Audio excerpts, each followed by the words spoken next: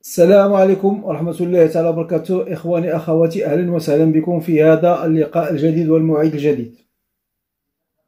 مجلة فوربس الأمريكية معروفة على الصعيد العالمي بعدة مجالات، فهي تعتبر مجلة اقتصادية سياسية فنية واجتماعية، ومرتبط كذلك اسمها بالتصنيف مثل الفنادق، رجال الأعمال، والكثير من الأمور الأخرى. صنفت المغرب في إحدى التقارير ووضعت مقارنة حول ما وقع بالنزاع القديم الجديد بمنطقة ناغورنو كاراباخ بين أرمينيا وأذربيجان، والانتصار الساحق لأذربيجان في هذا النزاع وحسمه في ساعات لصالحها ضد أرمينيا. خرج رئيس أذربيجان إلهام علايف وهو يشير بيده عبر خطاب بثه على فيديو مبثوث، وهو يهدد رئيس أرمينيا ويظهر لغارمه وعدوه: لقد هزمناك، وإن بحثت عن هزيمة أخرى فنحن موجودون. واستسلمت أرمينيا وسلمت في الإقليم الذي كان تحت سيطرتها لعقود من الزمن. أذربيجان انتصرت انتصارا كامل وشامل وساحق، ووضعت حدا لهذا النزاع الطويل والقديم الذي كان يسمم العلاقات بين الطرفين. مجلة فوربس تربط ما وقع في هذه الحرب والانتصار الذي حققته أذربيجان على أرمينيا. من المتوقع أن يقع نفس السيناريو والوضع إن قامت لا قدر الله حرب بين المغرب والجزائر، وبأن المغرب سينتصر ويحقق انتصارا سريعا وكبيرا في ظرف وجيز. وربطت ذلك من خلال نوع الأسلحة التي بحوزة أرمينيا والجزائر من جهة، والأسلحة التي بحوزة المغرب وأذربيجان من جهة أخرى، ووضعت مقارنة كيف يمكن للمغرب أن يستفيد من هذه الحرب التي وقعت بين أذربيجان وأرمينيا لصالحه. سوف نقوم بتحليل ما جاء في هذا المقال، وما هي الأسلحة التي بحوزة المملكة التي يمكنها قلب الموازين إن وقعت مواجهة بين الجيشين الجزائري والمغربي، وهذا ما لا نريد أن يحدث. وقبل ما نبدأ، المرجو الضغط على زر الإعجاب والاشتراك بالقناة والبارتاج على أعلى مستوى لكي نستطيع الوصول لأكبر عدد ممكن من المشتركين والمتابعين، وشكرا للجميع. ناغورنو كاراباخ كما ذكرنا إقليم واقع بأذربيجان، كانت تحت سيطرة أرمينيا منذ بداية التسعينات من القرن الماضي، بعد الحرب التي كانت اندلعت بين البلدين إثر تفكك الاتحاد السوفيتي. فسكان هذا الإقليم الذين يصلون حسب إحدى الإحصاءات إلى ما يقارب 120 ألف نسمة، أرمينيون ديانتهم مسيحية ويدينون بالولاء إلى دولة أرمينيا رغم وجودهم داخل حدود أذربيجان، بخلاف سكان أذربيجان جلهم مسلمين وعرقهم من الأصل التركي. فكما ذكرنا، سنة 1993 قامت حرب بين البلدين أرمينيا وأذربيجان للسيطرة على هذا الإقليم التي سميت آنذاك بحرب كاراباخ الأولى، التي خلفت أزيد من 30 ألف قتيل وعرفت تشريد أكثر من 1,200,000 نسمة، وأغلبهم أذربيجانيين الذين تم طردهم من منازلهم بعدما ربحت أرمينيا الحرب وسيطرت على الإقليم ككل. بقي الأمر على هذا الوضع إلى غاية سنة 2020 عندما قامت أذربيجان ودفعت بقواتها اتجاه المنطقة التي أطلق عليها حرب كاراباخ الثانية، والتي دامت لمدة 44 يوم. استطاعت أذربيجان حسم الحرب لصالحها والسيطرة على الإقليم ومناطق أخرى التي كانت سيطرت عليها أرمينيا في الحرب الأولى.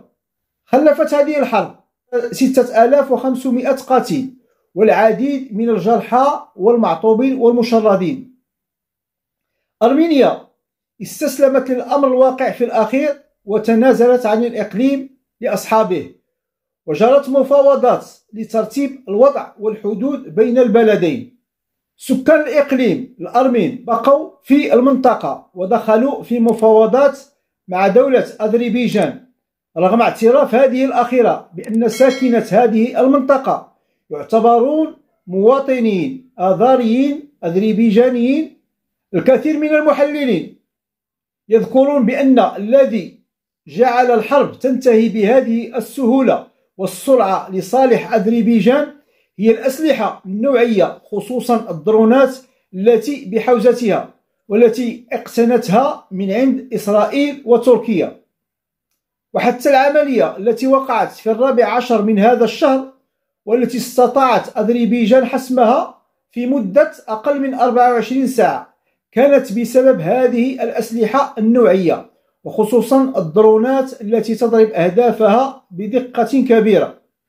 مثلا من هذه الأسلحة التي لعبت دورا كبيرا في تفوق أذربيجان خلال حرب 2020 الدرون الإسرائيلية، تصنعها شركة صناعة الفضاء الإسرائيلية تطلق عليها اسم هارو. هي طائرة درون بدون طيار، هي عبارة عن درون انتحارية تتعقب هدفها حتى تصطدم به وتنفجر، لأنها محملة بذخيرة قادرة على تدمير الهدف المحدد بدقة عالية. يتم إطلاقها من قواعد برية أو بحرية، ويمكن أيضا إطلاقها عن طريق الجو. تم تصميمها لاستهداف أنظمة الدفاع الجوي. يبلغ طول بدنها 2.5 متر وعرض الجناحين 3 أمتار، ووزنها عند الإقلاع يبلغ 135 كيلوغرام، وتستطيع التحليق لمدة 6 ساعات متتالية بمدى يصل إلى 1000 كيلومتر. تحمل 23 كيلوغرام من المتفجرات، وتترصد أهدافها وتنقض عليها بطريقة الكاميكاز اليابانية فتدمرها. استخدمت هذه المسيرات في حرب أذربيجان 2020 وتسببت في خسائر كبيرة للجيش الأرميني. هذه الدرون استطاعت تدمير كذلك صواريخ S-300 الروسية التي كانت بحوزة أرمينيا، مع العلم أن نظام الدفاع هذا الجوي يعتبر مفخرة الصناعة العسكرية الروسية، وثمنها يمكن أن يصل إلى 115 مليون دولار.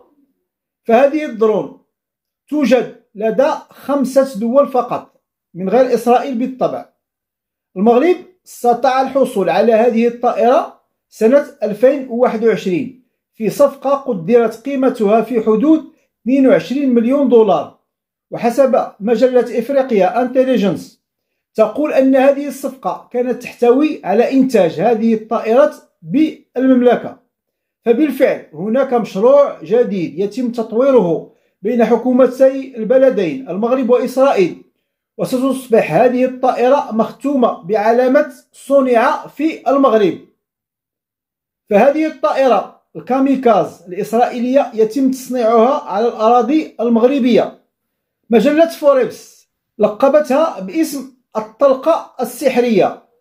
السلاح الآخر الذي استعملته أذربيجان وكان فعالا هو نظام باراك 8، والذي استطاع إسقاط صواريخ أرمينيا من صنع روسي في السنة الماضية، ومن بينها إسكندر الذي تفتخر الجزائر بحصولها عليه.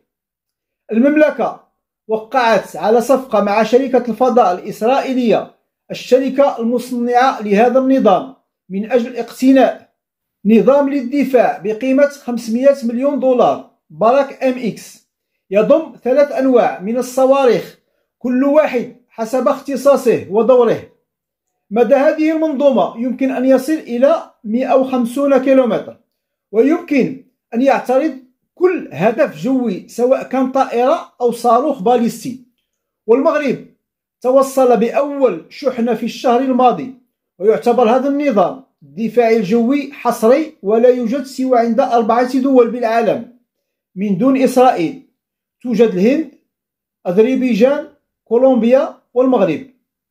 أما من ناحية الأسلحة التركية التي كان حضورها فارقا ونوعيا في هذه الحرب هو درون بيرقدار. المغرب كان قد توصل بدفعة من هذا النوع من الطائرات في سنة 2021 من خلال صفقة قدرت ب$70 مليون، والتي يبلغ ثمن الواحدة $5 مليون، ويستعملها الكثير من الدول منها أوكرانيا في حربها ومواجهتها مع روسيا. كل هذا وما زال المغرب في مفاوضات مع تركيا من أجل اقتناء درون جيل جديد يطلق عليها الجوهرة وتسمى أكينجي نظرا لقدراتها ومميزاتها، وتوجد عند دولتين فقط هما ليبيا وباكستان نظرا لتصنيعها الحديث الذي بدأ سنة 2021، ونظامها يعمل بالذكاء الاصطناعي. وهاتان الدولتان اللتان توصلتا بهذه الطائرة وصلتهم في شهر ماي من هذه السنة فقط. ودائما حسب مجلة فوربس الأمريكية، المغرب حصل على درون الإسرائيلية سنة 2014، وزاد قائلا بأن المغرب يحتوي على 19 درون تركية من البيرقدار، ويقول أن هذه الدرونات غيرت من طبيعة المواجهات مع جبهة البوليساريو بالصحراء المغربية، بحيث أن المغرب أصبح يسيطر بشكل كبير وتام على هذه المنطقة، وأهدافه أصبحت تقصف بشكل دقيق ومحكم. إلى هنا ينتهي هذا اللقاء إخواني أخواتي، أرجو من الجميع الاشتراك بالقناة والضغط على زر لايك والبارتاج مع الأصدقاء والمجموعات. وإلى لقاء آخر إخواني أخواتي، والسلام عليكم ورحمة الله تعالى وبركاته. تحياتي للجميع.